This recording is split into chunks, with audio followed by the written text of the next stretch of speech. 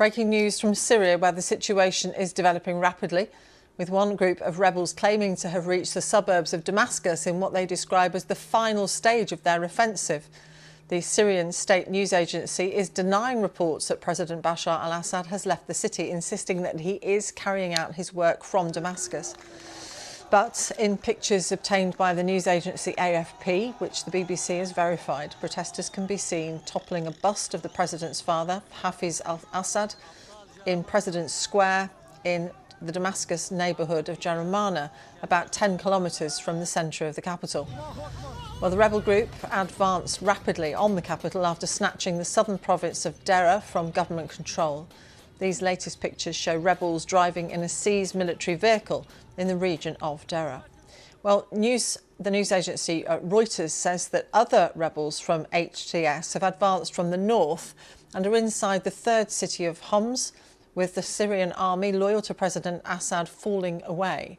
The news agency has reported around 2,000 Syrian troops, many wounded, have crossed the border into Iraq to seek refuge. With more on this, our correspondent Hugo Bachega, who's in Antakya on the Turkey-Syria border. Yeah, I think the speed with which this offensive by rebels has been advancing in Syria has caught everybody by surprise, has stunned everybody, because now we are watching what's happening in Homs, which is the third largest city. And this is a crucial city because if the rebels manage to seize this city, essentially the capital Damascus is isolated from the rest of the country. So the Syrian military is now redeploying from other parts of the country to try to defend positions in Homs. We are getting reports of intense fighting in some parts of the city, and also to fortify positions around the capital Damascus, because rebels from this group HTS say that the goal of this operation is to topple the regime of President Bashar al-Assad. But elsewhere in the country, fighters are also making gains in the south. The city of Deraa has been now seized by rebels. This is extremely symbolic because this is where anti-government protests erupted in 2011, protests that were brutally oppressed by the regime of President Assad. And also in the east of the country, Deir ez-Zor, which is the main city there, has been now captured by the rebels. The entire eastern region of the country is essentially now under the control of the opposition. So significant gains are happening across the country, but the key city to watch here is again Homs, where rebels are saying they are making progress there in the fight against government forces. They are urging forces loyal to the president to defect. And again, we're seeing that the Syrian military has been unable to stop this progress, but also unwilling to stop the rebels. There have been reports of defections across the country, soldiers abandoning their positions. So again, the key city here to watch is the city of Homs, which could determine the future of President Assad. Now, Hugo, you've mentioned several different groups in there. So how coordinated are their efforts, given that they're from different factions?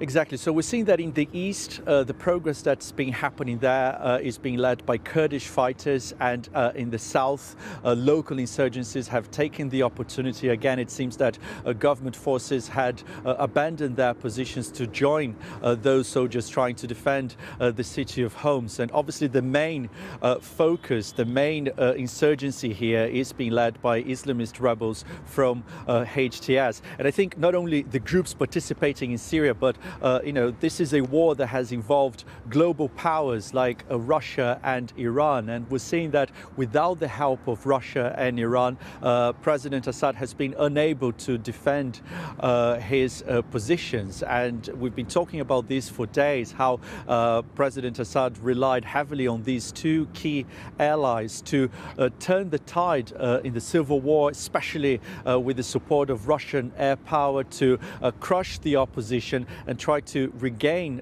territory. And this is not happening now. Obviously, Russia is busy in Ukraine. The Iranians are also reeling after months of an Israeli campaign that targeted its proxies across the region. So the position of the president looks increasingly under threat as these rebels from different factions and being supported by different countries continue to make progress across the country. Hugo Bachega on the Turkey-Syria border.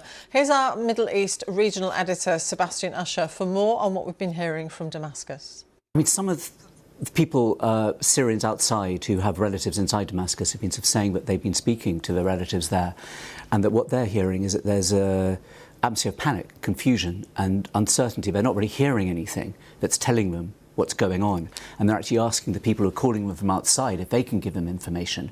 But, you know, I mean, clearly that kind of information you would expect at a moment like this, that people actually in the city that is most at risk wouldn't quite know, and that economically, where things have already been very bad, it's in a terrible state. Banks closing down, people unable to get money out.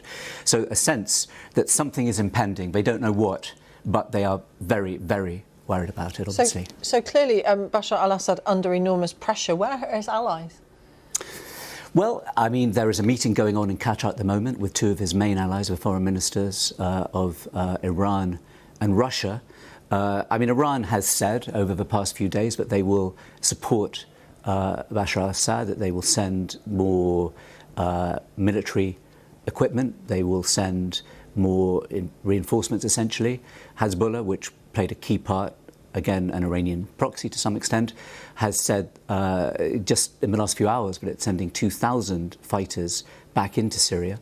And Russia has also said, essentially, that it will back President Assad. But on the ground, that hasn't been what's happening. I mean, there have been, Russian air power has been used, but not anywhere near the extent that would be necessary to halt this advance coming down from the north or coming from the south. I mean, the big question is, we know that the Syrian government forces have huge weaknesses, but we also know that there are other units within the Syrian orbit that defend President Assad, which are much more hardened and have much more to lose. The elite around President Assad, are they just going to give up? I mean, that is the big question. I think, again, when we talk about people in Damascus, maybe in Homs as well, they're worried, about what could happen with these rebels coming in, what they might do. But also, I mean, they're worried about what the people who are at the core of Assad's power, how they will react. I mean, we don't yet know. We haven't quite reached that stage where they're so encircled that we then get a sense of whether they're going to fight for every last inch or they're going to essentially do what they can and leave. I mean, there are people around President Assad who've made huge amounts of money out of what's gone to war and would be able to find a place outside.